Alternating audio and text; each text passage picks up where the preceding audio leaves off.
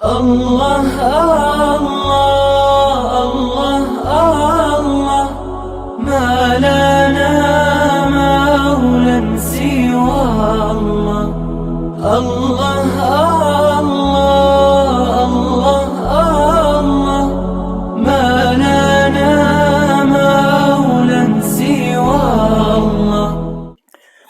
الحمد لله رب العالمين والعاقبة للمتقين والصلاة والسلام على أشرف الأنبياء والمرسلين. أما بعد، فأعوذ بالله من الشيطان الرجيم. بسم الله الرحمن الرحيم. يا بني آدم قد أنزلنا عليكم لباسا يواري سوآتكم وريشا ولباس التقوى ذلك خير. صدق الله العظيم. رب اشرح لي صدري ويسر لي أمري واحلل عقدة من لساني يفقهوا قولي. All praises due to Allah subhanahu wa ta'ala, the most gracious, the most merciful. Peace and blessings be upon Rasulullah sallallahu alayhi wa sallam. Assalamu alaikum wa rahmatullahi wa barakatuhu. I hope everyone is doing well. Alhamdulillah, alhamdulillah, alhamdulillah. Thank Allah subhanahu wa ta'ala for His unlimited blessings upon us. We thank Allah subhanahu wa ta'ala for giving us life to see this Friday, alhamdulillah. We make dua to Allah subhanahu wa ta'ala that He continues to shower His mercy upon us and that He elevate the ranks of the shuhada of Palestine and that He removes all the difficulties from the people of Palestine and all the Muslims around the world.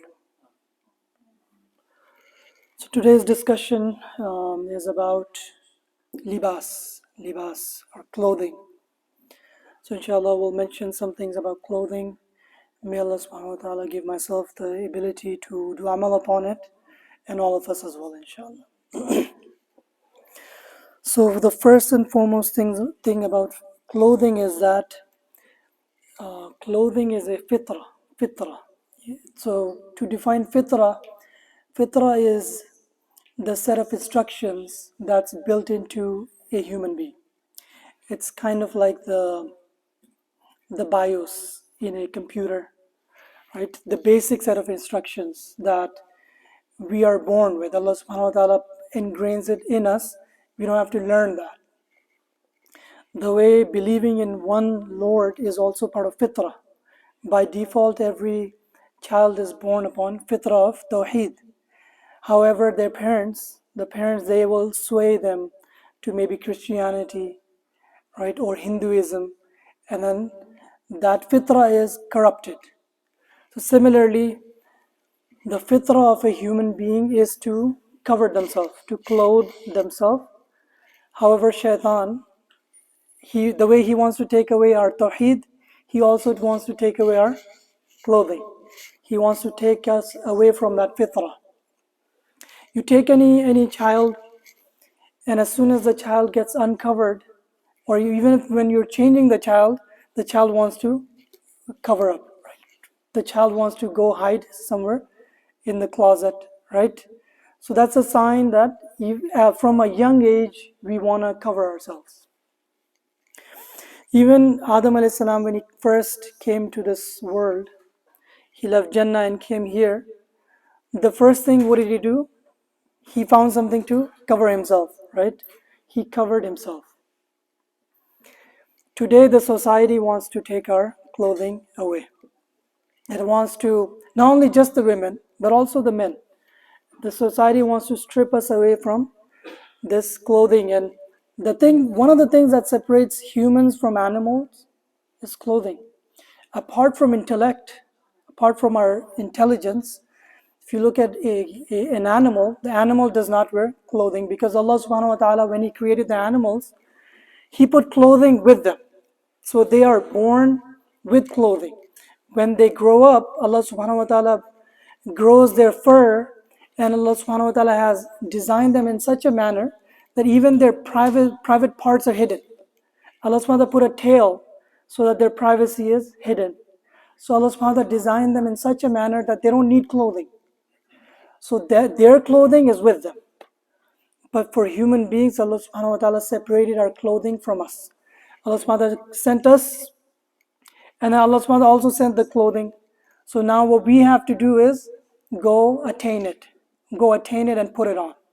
So as soon as we go and attain it and we put it on, we automatically become better than the animals. However, if we don't go and attain it and we stay naked, then we become worse than animals, because animals, by default, they have a natural clothing. And if we don't attain clothing, then we're worse than animals because we don't have any clothing. So may Allah subhanahu wa ta'ala save us from that. May Allah subhanahu wa ta'ala keep our fitrah intact. May Allah subhanahu wa ta'ala keep our children's fitrah intact. And may Allah subhanahu wa ta'ala save us from the forces that are trying to strip us away from our clothing. So apart from fitrah, clothing is also a blessing from Allah subhanahu wa ta'ala, right? The verse that I recited, Allah subhanahu wa ta'ala mentions, Ya bani Adama qad anzalna alaykum libasan, that verily Allah subhanahu wa ta'ala has revealed this libas to us. So here the purpose of this, if you go into the tafsir, the ulama, they mention that this is, the purpose is to remind us that this clothing of yours that we take for granted, we wake up every morning, before going to work we put on our clothing, right? Or after taking a shower we put on our clothing. We don't even think about it, but this is a great blessing. This is a great blessing. How? First of all, we don't have to do anything to get this clothing. We barely do anything, right? We just go to the shop, give them some cash, swipe our cards, and we have our clothing. Nowadays, we don't even have to go to the shop. Just fire up your Amazon app, pick whatever you want to buy. 2-day shipping, it's here. Sometimes 2-hour shipping. Even before you get out of the bed, your item is already waiting at the doorstep, right? So that's a great blessing. And Allah subhanahu wa ta'ala did not unveil the clothing directly as is, right? Allah subhanahu wa ta'ala put it in the form of, different plants, in the form of different animals, different bacterias, right? All of these things Allah subhanahu wa ta'ala put. And on top of that, Allah subhanahu wa ta'ala gave the human being the intellect, that we have to get all of these things together and then it will form a clothing. So that intellect and all the raw material, these all are given from Allah subhanahu wa ta'ala. Imagine if Allah subhanahu wa ta'ala put the raw material down. He didn't give us the tawfiq. He didn't give us the intellect to go cover up. He didn't give us the intellect to go collect all these raw material and form them into clothing. The raw materials would be here, but we'd be walking around naked. So that's the tawfiq of Allah subhanahu wa ta'ala. That's the intellect from Allah subhanahu wa ta'ala. And it requires shukr. It requires shukr. Secondly, another benefit that we get, apart from just clothing, apart from just covering ourselves, we also use clothing to beautify ourselves, don't we? So if we didn't have clothing, if we just wore the bare minimum clothing, everyone would be here in their boxers, right? That wouldn't be a pretty scene, right? So Allah subhanahu wa ta'ala gave us clothing to cover ourselves and to beautify ourselves, to make us look beautiful. Alhamdulillah, that's another reason to thank Allah subhanahu wa ta'ala. Third reason is that our clothing protects us from too hot, too cold, and too windy, right? And bug bites, maybe chemicals and different spills, right? Our clothing protects us from all of these things. So just, if we don't think about it, we'll keep wearing our clothing, we'll never thank Allah subhanahu wa ta'ala. But if you just think about it, just this clothing is such a huge ni'mah that the whole time you're wearing your clothing, you're enveloped in that blessing of Allah subhanahu wa ta'ala. So it's worthy of thanking Allah subhanahu wa ta'ala. So anytime you wear clothing, the least you could do is say Alhamdulillah. The least you could do, you say what? Alhamdulillah.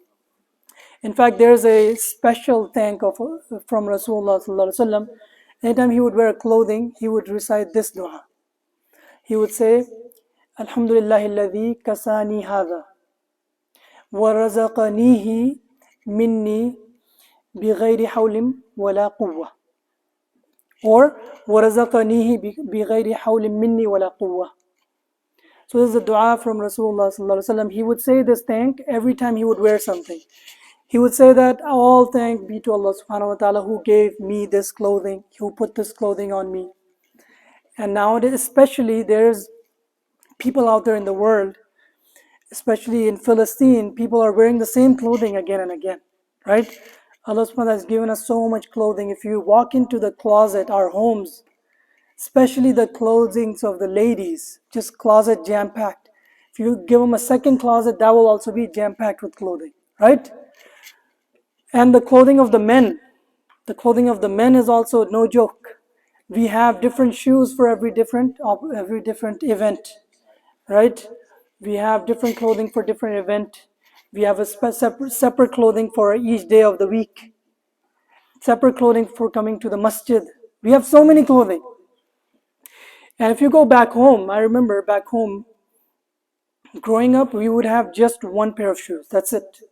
And we would wear that to everything: sports, events, walima, masjid, wherever we had to go, just one pair of shoes. That's it. And every year we would grow out of them, and then you'd get a new one. But when we come here, when I came here, I'm surprised. For every occasion, there's a different set of shoes. For a walima, for a gathering, there's a special. You have to wear those formal shoes. They're called formal shoes. And then if you want to go play basketball, you have a special sports shoes, training shoes. Or if you want to go running, there's special shoes for that. If you want to just be home, just casual sneakers or slip-on loafers, there's 1,000 different names.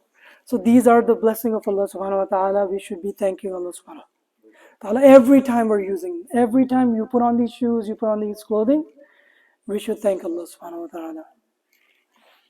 So then what's going to happen is that you are praising Allah subhanahu wa ta'ala, you are making Allah subhanahu wa ta'ala pleased with you every time you're wearing clothing. So your clothing is an act of worship. Next is that this clothing is also a duty. So it's not only it's a fitrah, but it's also a requirement. As much as Allah subhanahu wa ta'ala has put it in our DNA, but sometimes it gets washed away because of the society. So then we should remind ourselves that this is a requirement. This is a requirement. And this is one of those requirements where Allah subhanahu wa ta'ala didn't tell you that wear this clothing. Go, you have this specific uniform. If you wear this uniform, then you're a Muslim. If you do not wear this uniform, you're not a Muslim. It's not like that. Allah subhanahu wa ta'ala gave us a guideline. You follow that guideline, and if your clothing is fulfilling that guideline, those check marks, then it's a sunnah clothing, it's a proper clothing. If it's not fulfilling that guideline, then it's an improper clothing. Understand? You could have the most expensive clothing, but it's not fulfilling the guideline. It's not a proper clothing, it's improper clothing. You're getting the sin from Allah subhanahu wa ta'ala if you're wearing that clothing. But if it's checking all the marks, then you're getting a reward from Allah subhanahu wa ta'ala. The same way you have food. Is there like a proper exact food that you're supposed to eat? Are you supposed to eat biryani? Is only biryani sunnah? Is only korma, salan, halim sunnah? No. You can eat anything as long as the ingredients are halal, right? As long as the animal was slaughtered by a Muslim, right? In the proper manner where 3 of the veins are cut properly, right? Hand slaughtered. Only then, if those ingredients are found, then anything you could make out of it. Similarly, if the guidelines of clothing is found, then you can wear anything you like, and it will be considered a sunnah clothing. So now let me just mention those guidelines as well, right? Since I mentioned that there are guidelines. So the first and foremost guideline for clothing is that it must conceal your aura. It must conceal your privacy. If it does not do that, then it's not a clothing. It's not a clothing, it's anything but clothing, okay? So the aura for a man is from his navel till below his knee. The aura for a woman is everything except for hand, her feet, and her face. So everything else is aura for a lady. So if a man is wearing something that is showing his knees, then his aura is uncovered. Or he's wearing something where his navel is showing and parts below the navel is showing, then his aura is uncovered. So now every moment that person is dressed like that, he'll be sinful. Understand? And now if you look at it from another angle, sometimes you can have the aura covered. A lady could be wearing everything, but it's see-through. So then it's still, again, it's as if she's not wearing anything. Rasulullah mentions that towards the end of the day, towards the day of judgment, women will be clothed. They'll be wearing clothing, but at the same time they'll be naked. So the ulama, they mentioned that one of the meanings of that is that their clothing will be see-through, or their clothing will be so tight that wearing it or not wearing it makes no difference, because while wearing it you can see the exact shape of the body. So that will be like that. So Solomon is mentioning this to warn us that a day like that will come. So now we could save ourselves from this fitna by two ways. One is not ourselves becoming a fitna like that, right? If we start wearing clothing like that, so now we're part of that whole group of fitna. Second is that we stay away from such ladies like that. So even for men, this also applies for men. Sometimes men wear very tight clothing. So now if you are a man and you're wearing clothing, your aura is covered, but your clothing is see-through, or your clothing is so tight that all your body is forming a shape. So now you're doing the same thing, right? You're not fulfilling the modesty of Islam. You're not fulfilling this concealment of your aura. And we see that happen. Sometimes we'll wear a shirt, everything is covered. Even the stuff that's not required to be covered, it's covered. But as soon as the person bends, the boy goes into sajda and the back is uncovered now. The aura is completely uncovered. Or he goes into tashahud, the knees are uncovered. So what kind of clothing is that? It's not proper clothing. Or we'll wear, sometimes you'll see that the trend is to wear too loose clothing, but at the same time it's very low hanging, right? It's loose, but it's very low, right? So the aura is not covered. So all these things have to be kept in mind when we go shop for clothing and when we put on clothing. The aura is not covered will be sinful.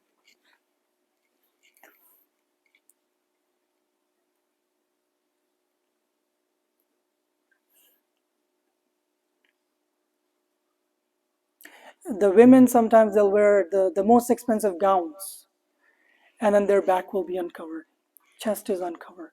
So that's sinful. Sometimes people will make that excuse that, oh, even the women, they'll make the excuse that, oh, it's just only women, or it's a women only gathering. Even then, they should be careful of their aura.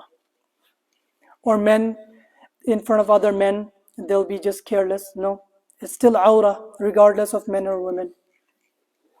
So that's the first and foremost requirement of our clothing. The second one is that it should beautify us, right? Adornment.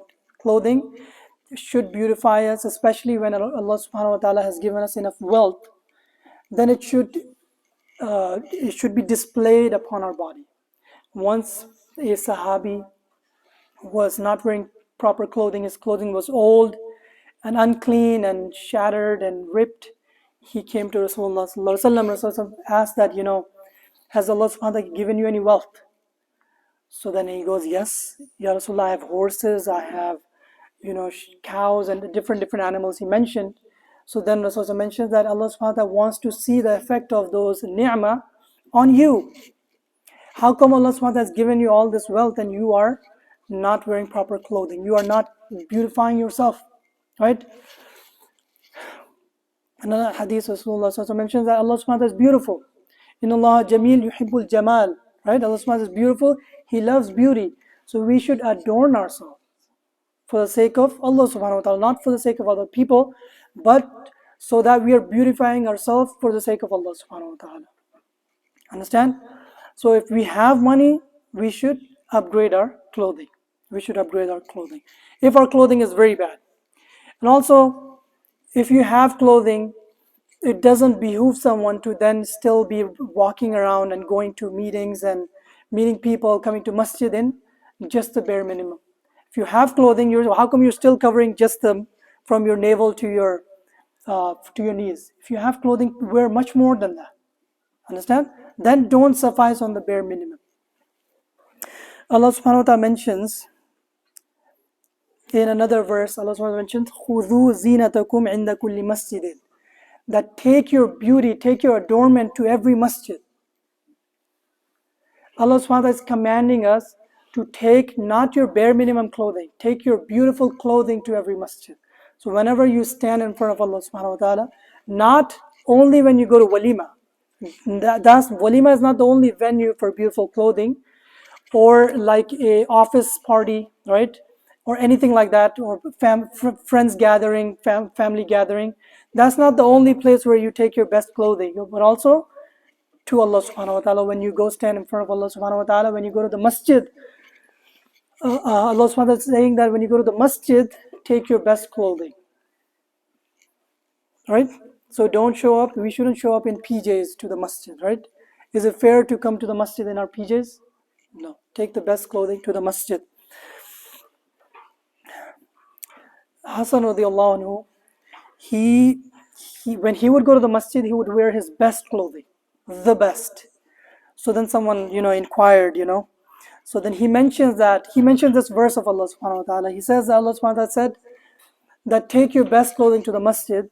And Allah subhanahu wa ta'ala is beautiful and He loves Jamal. So therefore, when I come to the masjid, I am the best dressed. And I try to dress the best. That's His intention.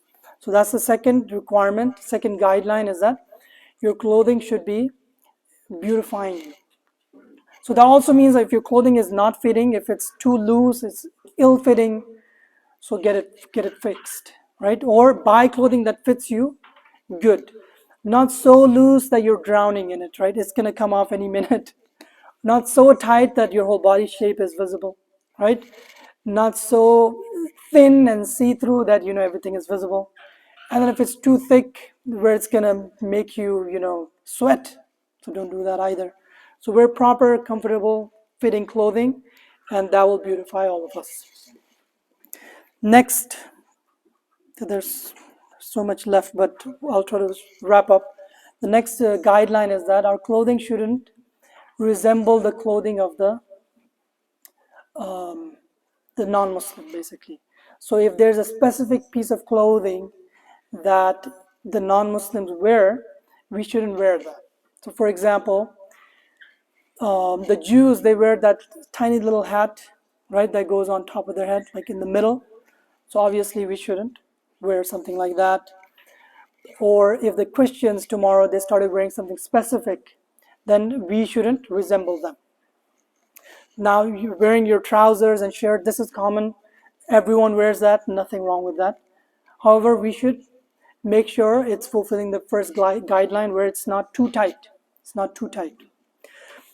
Next guideline is that our clothing shouldn't be worn with the intention of show off.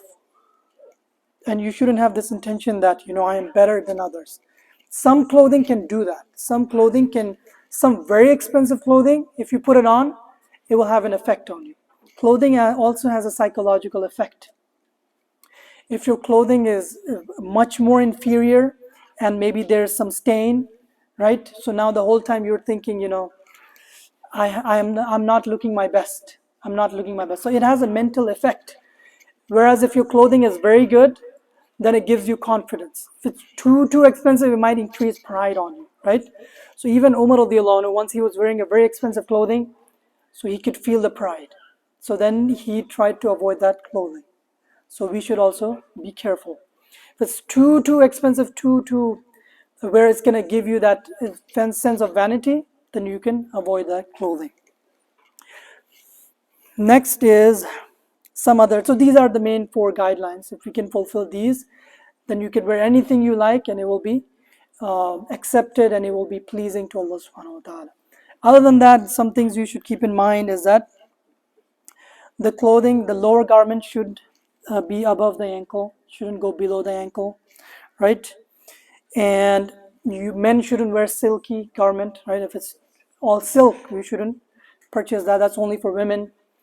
And also it shouldn't be completely red, like 100% red, right? It could have a mix of colors, but not 100% red. So these are some of the guidelines. Now above all of this, Allah subhanahu wa ta'ala mentions وَلِبَاسُ التَّقْوَى لِبَاسُ التَّقْوَى ذَلِكَ خَيْرٌ. the best clothing that you could wear is the clothing of taqwa. The clothing of taqwa. So now the ulama, they have mentioned in different detail. So I'll try to summarize that. Ulama mentioned that Ibn Abbas radiallahu anhu, he mentions that this clothing of taqwa is referring to your conduct, to your character, right? How you deal with Allah subhanahu wa ta'ala, how you deal with the people.